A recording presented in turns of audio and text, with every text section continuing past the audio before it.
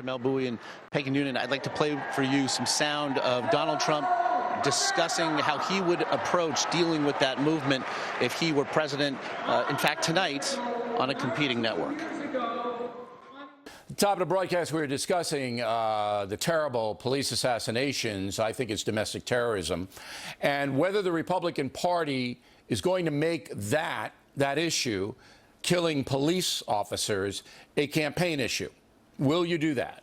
Of course, it's a big issue. It's a horrible issue, and it's going to be a very important one. It's called law and order. We want law and order, and that's going to be one of my big issues and always has been. What about the Black Lives Matter movement? Will they be singled out as a provocateur in this terrible situation?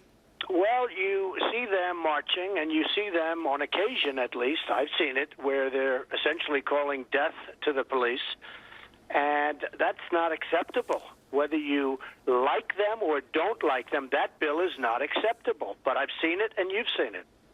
When you say it's not acceptable, if you are elected president, what can you do about a group like that? Well, I think you have to look into it very seriously, because people get themselves into big jams for saying a lot less than that. I mean, I've seen them marching down the street, essentially calling death to the police, and I think we're going to have to look into that, especially in light of what's happening with these maniacs going and shooting our police. Jamelle, first of all, to your earlier point, what did you make of that? You know, I think it's worth saying two things. The first is that there's been a steep decline in violent crime over the past 20 years, and today, Americans are more safe from violent crime than they've ever been. The second thing is that last year, 25 police officers were killed in the line of duty. This year, it's been 30. At this point last year, 25, at this point, 30. And so these events are horrible, but we're not looking at an explosion of violent crime, an explosion of anti-police violence. It also, Peggy, echoes a theme, perhaps a meta theme that you and I have been discussing tonight. The idea of, well, the negative. The idea that you've noticed that there hasn't been a lot to seemingly get behind so much as agree with, maybe a reduction of the rhetoric. What do you make of what you're seeing here? I think the sheriff's speech right now was a stirring speech, got a big response from the crowd. Before that, Mike McCall, longtime congressman, Homeland Security, serious man, spoke for about 5, 6, 7 minutes, made the case against Hillary, the Democrats, Barack Obama, didn't give much to the case for Donald Trump. I got to tell you, something that the Republicans are not aware of right now, I think, is that they are coming across on the floor of this convention in the remarks and responses as somewhat grim, making a grim impression.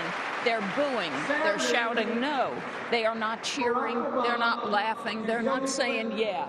So there's that. There's also the fact that today, I think rather historically, it became clear that this is a divided party, and we're seeing it on the floor of this convention. They had about 2 months to come together to make it work. I can tell you, it's not working. I'm seeing lots of division out there. It is a divided party. It is also very clearly a convention of the RNC and Donald Trump, although his pick of Mike Pence, he paid lip service to the idea of party unity. However, really in the next breath said, if you're not on the train's leaving the station. How important do you think unity is at this point for the GOP? Well, parties move forward successfully when they are all walking shoulder to shoulder and arm in arm, and they go at the other guys together. When you are a divided party, you are like a divided army. You're going in different directions, and some of you are going over the side of the hill, and the others are charging up the hill. So unity matters plenty. I've been trying to understand what I'm seeing here for the past 24 hours, and you know, my one thought is this. This convention, it feels historic, like you are witnessing something big, and it feels mysterious, like you don't know what you're witnessing. Something that is a turn we'll be talking about for years, something that is a surprising rejuvenation or an epic failure. We are looking at something big, and it's going to take us a while to figure it out. But I do see division and a smaller house and a lot of empty seats and a lot of booing.